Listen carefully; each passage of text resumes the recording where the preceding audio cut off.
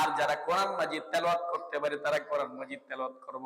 আমি গত বছর একটি আমলের কথা বলেছিলাম, সেই কথাকে যদি কোন ব্যক্তি এই ওযু ছাড়া কোরআন মাজিদ তেলাওয়াত করে অথবা একটা সূরা তেলাওয়াত করে, এক অক্ষরে 10 নেকি, কয় নেকি? আর যদি ওযু সহ কোরআন তেলাওয়াত করে তাহলে এক অক্ষরে 100 নেকি। আর রমজান মাসে তেলাওয়াত করার কারণে এক অক্ষরে 70 নেকি দেওয়া হবে। তাহলে 100 নেকি গুণ 70 যদি দেন, তাহলে একটা অক্ষর নেকি যদি পড়েন তাহলে কয়শো নেকি আপনার আমলনামায় দেওয়া হবে? হ্যাঁ, অনেক না? যেমন মনে করেন বিসমিল্লাহির রহমানির রহিম, এটার মধ্যে 19টি অক্ষর আছে।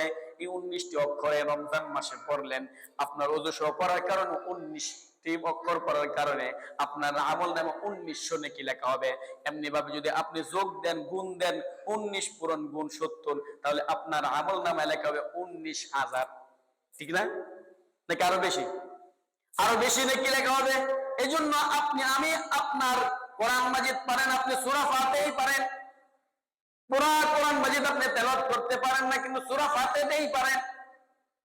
রমজান মাস হলো কোরআন নাজিলের মাস, এই রমজান মাসে আপনি কোরআন সূরা ফাতিহাই পারেন, এটাই সুযোগ্যভাবে পারেন।